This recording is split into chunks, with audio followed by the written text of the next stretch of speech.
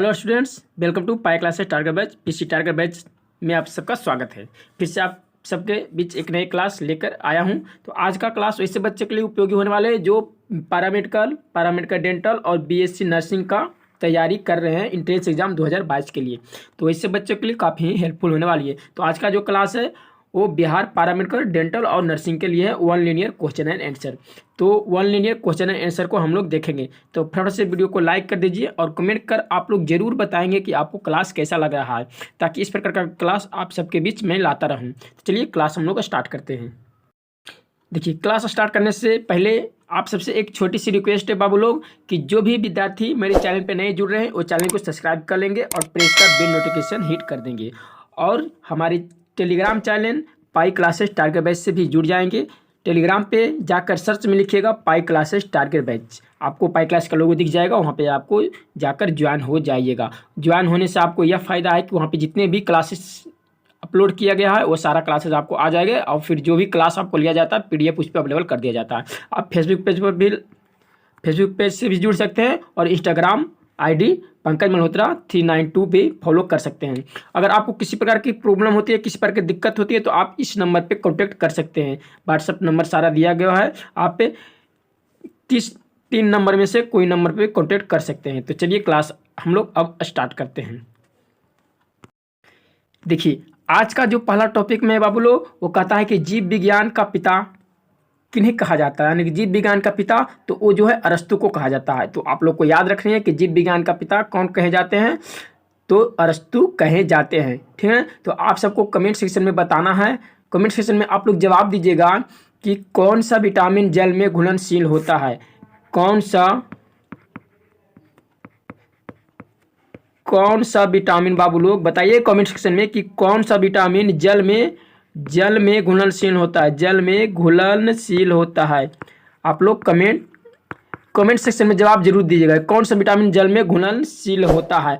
तो कल का जो क्लास बच्चे लोग नहीं देखे वो कल का क्लास देख लेंगे डिस्क्रिप्शन में, वीडियो के डिस्क्रिप्शन में उसका लिंक मिल जाएगा। कल का क्लास में था विटामिन और उसका रासायनिक नाम और उससे होने वाले रोग, है ना। तो कल का क्लास में जो भी नहीं देखें वो वीडियो के डिस्क्रिप्शन में उसका लिंक मिल जाएगा, वहाँ पे जाकर आप लोग देख लीजिएगा। तो आप लोग कमेंट सेक्शन में जरूर जवाब दीजिएगा कि कौन सा विटामिन जल में घुलनशील होता है। चलिए नेक्स्ट में हम लोग देख लेते हैं। नेक्स्ट में कह रहा है बाबू लोग कि जंतु विज्ञान का जनक कहा जाता है, तो लाइमार्क को कहा जाता है। देखिए, जंतु विज्ञान का जनक किसे, तो लाइमार्क को कहा जाता है।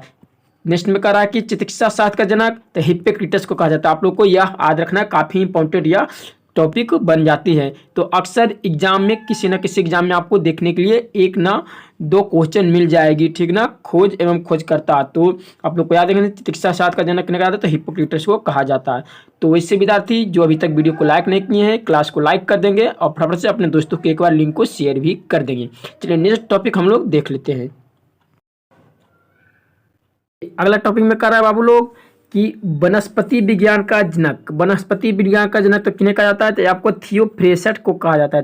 थियोफ्रेस्टस आप लोग याद रखेंगे, थियोफ्रेस्टस को वनस्पति विज्ञान का जनक कहा जाता है। नेक्स्ट में आपका है कि प्राकृतिक वर्ण सिद्धांत के प्रतिपादक है। प्राकृतिक यानी कि नेचर का जो है नेचर यानी कि वर्ण सिद्धांत के प्रतिपादक है, तो वो है डार्विन महोदय। तो आप लोग को याद रखना है प्राकृतिक वर्ण सिद्धांत का प्रतिपादक कौन है, तो डार्विन महोदय थे। नेक्स्ट में कह रहा है विकास के सिद्धांत का प्रतिपादक कौन है, तो आपको चार्ल्स डार्विन है ना। तो आपको चार्ल्स डार्विन है, आप सबको याद रखनी है। तो ये काफ़ी ही ये सारे जो मैं टॉपिक करा रहा हूँ काफ़ी ही इंपॉर्टेंट टॉपिक है बाबू लोग। तो आप सबको इसको याद रखना है। आप सब कमेंट सेक्शन में बता देंगे कमेंट सेक्शन में कि मूत्र का pH मान क्या होता है। किसका, मूत्र का pH वैल्यू बताएंगे, pH वैल्यू बता देंगे क्या होता है। pH वैल्यू मूत्र का बता देंगे कमेंट सेक्शन में कितना होता है। तो आप सबको कमेंट सेक्शन में बताना है। चलिए नेक्स्ट टॉपिक हम लोग देख लेते हैं। अगला टॉपिक आपका है कि अनुवांशिक के जनक हैं। देखिए कह रहा है अनुवांशिक के जनक हैं, तो आपका कौन सा है, तो ग्रेगर मेंडल है। अनुवांशिक के जनक कौन सा है, ग्रेगर मेंडल है। तो आप लोग कमेंट सेक्शन में बताइएगा कि सबसे पहले जो है मेंडल साहब ने प्रयोग जो है किस पर किया था, मेंडल साहब ने प्रयोग किस पे किया था, आपको यह कमेंट सेक्शन में बताना है किस पे किया था। तो आपको देखिए किस पर किए थे? तो मटर के पौधे, मटर के पौधे आपका देखिए आंसर यहाँ पे आपका जवाब दिया गया है कि मेंडल ने प्रयोग के लिए चयन किया था, तो क्या मटर के पौधे का चयन किया था। तो आपको यहीं पे जवाब मिल चुका है ना आपको, तो ये आपको याद रखनी है कि सबसे प्रथम मेंडल साहब ने प्रयोग के लिए कौन सा चयन किए थे, किसका? तो मटर के पौधे का चयन किए थे। चलिए नेक्स्ट टॉपिक हम लोग देख लेते हैं। देखिए नेक्स्ट में कह रहा है बाबू लोग कि आनुवांशिकता के सिद्धांत विज्ञान को आनुवांशिक कहा था।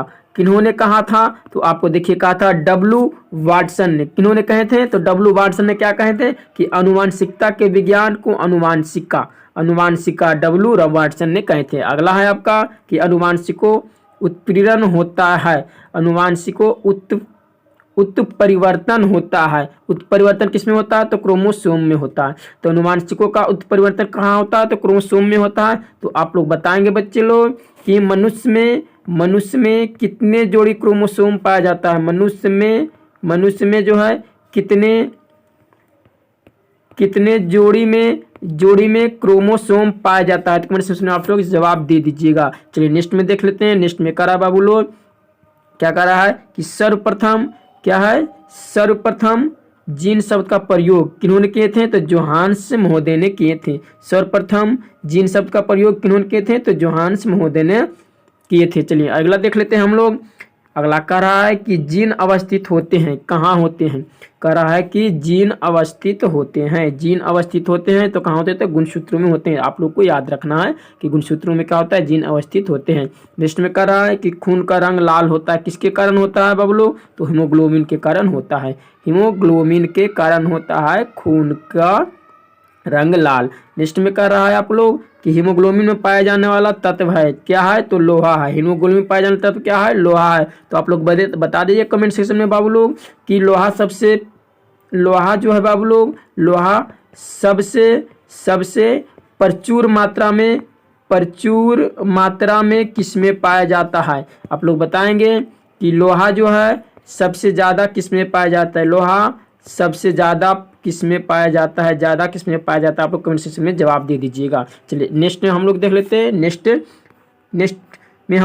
हैं। नेक्स्ट में कह रहा है बाबू लोग कि खून का थक्का, क्या कह रहा है? खून का थक्का नहीं जमता है, कौन किसके कारण? तो हीमोफीलिया रोग में। तो हीमोफीलिया रोग जिसको हो जाएगा बाबू लोग, उसमें खून का थक्का नहीं जमेगा। तो आप लोग बताएंगे कि खून का थक्का किस विटामिन के कारण जमता है? विटामिन का नाम बताएंगे। विटामिन, ठीक है, विटामिन का नाम बताएंगे किस विटामिन के कारण खून का थक्का जमता है। कल का क्लास जो विटामिन के रिलेटेड नहीं देखें, डिस्क्रिप्शन में उसका लिंक मिल जाएगा, वहां से आप लोग जाकर देख लीजिएगा। तो कल का क्लास में हम लोग खून का थक्का किस विटामिन के कारण नहीं जमता है उसका हम लोग चर्चा किए थे। तो आप लोग कमेंट सेक्शन में जवाब दे देंगे कि विटामिन जो है कौन सा विटामिन के कारण खून का थक्का जमता है। चलिए नेक्स्ट में कह रहा है कि शरीर के अंदर रक्त को जमाने से रोकता है, तो कौन सा? तो हिपैरिन नामक प्रोटीन रोकता है। कह रहा है शरीर के अंदर जो मनुष्य है बाबू लोग, जो मनुष्य है उसके बॉडी किसके अंदर? तो बॉडी के अंदर जो है रक्त को यानी कि खून को जमाने में कौन सा प्रोटीन कार्य करता है? तो हिपैरिन नामक प्रोटीन कार्य करता है। आप लोग को याद रखना है। चलिए नेक्स्ट टॉपिक हम लोग देख लेते हैं क्या कह रही है। नेक्स्ट में कह रहा है आपको बाबू लोग, देखिए नेक्स्ट में कह रहा है कि हिपैरिन नामक प्रोटीन का उत्पादन होता है, कहाँ होता है? तो आप लोग को याद रखना है यकृत में होता है। हिपैरिन नामक प्रोटीन का कहाँ है? यकृत में होता है। नेक्स्ट में कह रहा है आपका कि रक्त को थक्का जमाने में सहायक होता है, कौन सा होता है? तो प्लेटलेट्स होता है। रक्त को थक्का जमाने में सहायक कौन सा होता है? क्या होता है? तो प्लेटलेट्स होता है। आप लोग को याद रखनी है। अगला में कह रहा है आपका बाबू लोग कि प्लेटलेट्स की मृत्यु होती है, कहाँ होती है? तो आप लोग को याद रखेंगे प्लेटलेट की मृत्यु प्लीहा में होती है। प्लेटलेट की मृत्यु कहाँ होती है? तो प्लीहा में होती है। चलिए अगला देख लेते हैं। कहता है रक्त का थक्का जमाने में सहायक विटामिन है। रक्त का थक्का जमाने में सहायक विटामिन है तो विटामिन के, क्या? विटामिन के जो है सहायक है रक्त को थक्का जमाने में। कहीं कट जाएगा बॉडी पे आपको कहीं घाव लग जाती है तो उस खून जब निकलता है, ब्लड जब निकलता है बाबू लोग, तो उसको जमाने के लिए विटामिन के कार्य करती है। चलिए नेक्स्ट में कह रहा है आपका कि रुधिर का तरल भाग होता है तो प्लाज्मा होता है। आप लोग को याद रखनी है कि रुधिर का तरल भाग क्या होती है? प्लाज्मा होती है। चलिए अगले में कह रहा है आपका रक्त में, नेक्स्ट में कह रहा है कि रक्त में पाई जाने वाली धातु है तो कौन सा है? तो वो आपका कौन सा है? तो लोहा है। धातु कौन सा है? तो लोहा है। रक्त में पाए जाने वाली धातु कौन सा है? तो लोहा है, याद रखना है। चलिए नेक्स्ट में कर रहा है, तो ब्लड बैंक कहलाता है, क्या कह रहा है कि ब्लड बैंक कहलाता है, तो ब्लड बैंक प्लीहा कहलाता है। चलिए आरबीसी का गर्भगृह किसे कहा जाता है? तो प्लीहा का कहा जाता है। आप लोग बताएंगे कमेंट सेक्शन में आरबीसी का फुल फॉर्म, आरबीसी का फुल नेम बता देंगे कमेंट सेक्शन में, फुल नाम क्या होता है आरबीसी का फुल नेम। ठीक है बच्चे लोग, आरबीसी का आप लोग आरबीसी का फुल नेम बता देंगे, फुल फॉर्म बता देंगे बच्चे लोग क्या होता है आरबीसी का। चलिए तो इसका गर्भगृह कहा किसे कहा जाता है? तो प्लीहा को कहा जाता है। और आप लोग कमेंट सेक्शन में बताएंगे भी कि आरबीसी जो है बाबू लोग, आरबीसी का जीवन काल कितने दिनों तक होता है? जीवन काल आप लोग बता देंगे, आरबीसी का जीवन काल कितने से कितने दिनों तक होता है। चलिए नेक्स्ट क्वेश्चन हम लोग, नेक्स्ट टॉपिक हम लोग देख लेते हैं। नेक्स्ट में देखिए क्या रहा है, ब्लड बैंक। ब्लड बैंक जो है रक्त को सुरक्षित रखता है 40 डिग्री फ़ारेनहाइट पे, 40 डिग्री फ़ारेनहाइट पे। देखिए ब्लड बैंक देखिए कभी कभी आपको लोग को किसी का एक्सीडेंट हो जाता है, उससे रक्त का स्राव, रक्त का बहाव बहुत ज़्यादा हो जाता है, तो उसमें ब्लड यानी कि खून का बाबू लोग, खून का मांग किया जाता है, तो वह कहाँ से लाया जाता है? तो ब्लड बैंक। तो ब्लड बैंक में रक्त को सुरक्षित रखा जाता है कितने डिग्री पे? तो 40 डिग्री फ़ारेनहाइट पे रखा जाता है, तो आप लोगों को ये याद रखना है। चलिए नेक्स्ट हम लोग टॉपिक देख लेते हैं। नेक्स्ट में कह रहा है बाबू लोग, कह रहा है कि रक्त समूह होते हैं। रक्त समूह कितने होते हैं? देखिए रक्त समूह होते हैं कौन कौन सा? तो ए होते हैं, बी होते हैं, ए बी होते हैं और ओ होते हैं। तो आप लोग को याद रखनी है कि कितने हो गया? तो आपको 4 वर्ग हैं। तो रक्त समूह के कितने वर्ग होते हैं? तो 4 वर्ग होते हैं, ए बी और ओ होते हैं, है ना। नेक्स्ट में आपका कह रहा है कि रक्त समूह की खोज किसने की थी? तो आप लोग को याद रखना है, तो लैंड स्टीनर महोदय ने किए थे रक्त समूह की खोज। अगला में कह रहा है बाबू लोग कि रक्त सर्वदाता समूह है, रक्त का सर्वदाता तो आपका ओ है। आप लोग को याद रखना है कि सर्वदाता यानी कि सभी को दे सकता है, सभी लोग उस खून को, उस ब्लड को यूज कर सकते हैं, तो कौन सा है? तो आपका ओ है। ठीक है, आपको याद रखनी है। चलिए नेक्स्ट टॉपिक हम लोग देख लेते हैं।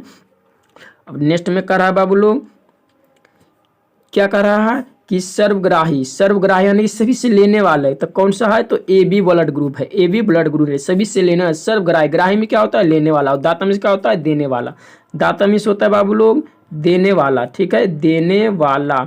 और ग्राही में होता है लेने वाला। तो सभी से ले कौन सर्वग्राही रक्त समूह कौन है? तो ए बी है। अब नेक्स्ट में कह रहा है कि RH फैक्टर संबंधित है, तो आपका रक्त से है। किससे है? RH फैक्टर, तो रक्त से है। तो RH फैक्टर की खोज करता है तो लैंड स्टीनर एवं बिनर है। आप लोग को याद रखना है कि RH फैक्टर की खोज करता कौन है? लैंड स्टीनर एवं बिनर है। चलिए नेक्स्ट में हम लोग देख लेते हैं।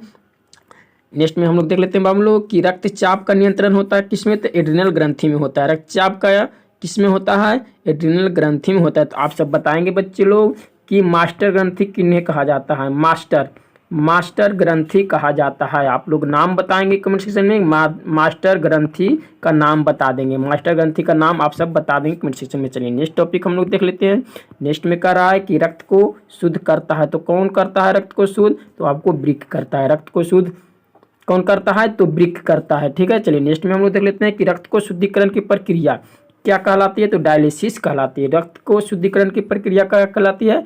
डायलिसिस कहलाती है। अगर आपको टॉपिक अच्छी लग रही हो, क्लास अच्छी लग रही हो बाबू लोग, तो एक बार लिंक को अपने दोस्तों को शेयर कर दीजिए और क्लास को लाइक कर दीजिएगा। चलिए नेक्स्ट टॉपिक हम लोग देख लेते हैं कि नेक्स्ट में करा है बाबू लोग, नेक्स्ट में करा बच्चे लोग, क्या करा आपका कि मूत्र का निर्माण होता है कहाँ होता है? तो वृक्क में होता है। तो आप लोग को याद रखना है मूत्र का निर्माण कहाँ होता है? तो वृक्क में होता है। नेक्स्ट में कह रहा है कि मानव गुर्दे में बनने वाली पथरी बनी होती है किसका? तो कैल्शियम ऑक्सलेट की। मानव गुर्दे किसकी बनी होती है? किसकी बनी होती है? पथरी। देखिए आप लोग को कभी कभी सुनने को मिलेगा कि उसको पथरी हो गया है ना, तो उसको स्टोन हो गया, तो किसकी बनी होती है? तो कैल्शियम ऑक्सलेट की बनी होती है मानव गुर्दे में, है ना। तो आप लोग याद रखना है कि जो है पथरी जो है कहाँ पाया जाता है? तो मानव के गुर्दे में पाया जाता है। चलिए नेक्स्ट में देख लेते हैं हम लोग। नेक्स्ट टॉपिक कहता है कि रक्त का विलयन है, कहता है कि रक्त का विलयन है कैसा है? तो क्षारीय। आप लोग को याद रखना है रक्त का विलयन कैसा है? तो क्षारीय है। नेक्स्ट में कह रहा है कि रक्त का pH मान होता है तो 7.4 होता है। आप लोग को याद रखनी है कि रक्त का pH मान क्या होता है? तो 7.4 होती है, ठीक ना, 7.4 होती है। जो भी स्टूडेंट्स मेरे चैनल पर नए जुड़ रहे हैं, चैनल को सब्सक्राइब कर लेंगे और प्रेस का बेल नोटिफिकेशन ऑन कर देंगे। चलिए नेक्स्ट में हम लोग देख लेते हैं। अगला कह रहा है, नेक्स्ट में कह रहा है कि रक्त दाब मापने वाला यंत्र है तो स्फिग्नोमैनोमीटर। आप लोग को याद रखना है बाबू लोग कि रक्त दाब मापने वाला यंत्र स्फिग्नोमैनोमीटर है। चलिए अगला देख लेते हैं। कहता है कि सर्वप्रथम रक्त का परिसंचरण तंत्र का अध्ययन किया था तो विलियम हार्वे महोदय ने किए थे। ठीक है, तब आपको याद रखना है सर्वप्रथम रक्त परिसंचरण तंत्र का अध्ययन यानी कि खोज किन्होंने किए थे तो विलियम हार्वे महोदय ने किए थे। चलिए नेक्स्ट में हम लोग देख लेते हैं। नेक्स्ट में कह रहा है बाबू लोग कि शरीर के हृदय की ओर रक्त ले जाने वाली रक्त वाहिनी कहलाती है। तो क्या कहलाती है? तो आपको सीरा कहलाती है। तो आप लोग को याद रखनी है, शरीर से हृदय की ओर रक्त ले जाने वाली वाहिनी क्या कहलाती है? तो सीरा कहलाती है। चलिए नेक्स्ट में हम लोग देख लेते हैं। नेक्स्ट में करा बाबू लोग कि हृदय से शरीर की ओर ले जाने वाली रक्त वाहिनी क्या कहलाती है? तो आपको धमनी कहलाती है। चलिए नेक्स्ट में कह रहा है कि शरीर में ऑक्सीजन का परिवहन करता है तो रक्त द्वारा। शरीर में जो ऑक्सीजन का परिवहन किसके द्वारा होता है? तो रक्त के द्वारा होता है। आप लोग को याद रखनी है किसके द्वारा? तो रक्त के द्वारा होता है ना। चलिए नेक्स्ट में देख लेते हैं। पीत होता है, कैसा होता है बाबू लोग? तो पता है पीत होता है तो पीले हरे रंग का क्षारीय द्रव होता है। ठीक है, पीले हरे रंग का क्षारीय द्रव होता है। चलिए नेक्स्ट में कह रहा है पित्त स्रावित होता है कहाँ से? तो यकृत से होता है। पित्त स्रावित कहाँ से होता है? यकृत से होता है। आप लोग को याद रखना है। चलिए नेक्स्ट टॉपिक हम लोग देख लेते हैं। कहता है हाइड्रोफोबिया रोग होता है। हाइड्रोफोबिया रोग होता है तो कुत्ते के काटने से। देखिए ये अक्सर एग्जाम में आपको पूछते रहता है बाबू लोग कि हाइड्रोफोबिया रोग किसके काटने से होता है। 4 ऑप्शन दे देगा, कुत्ता, भेड़, बकरी और कोई और एक ऑप्शन दे देगा, उसमें आपको से कुत्ता सही हो जाए। तो कुत्ते के काटने से कौन सा रोग होता है? तो हाइड्रोफोबिया रोग होता है।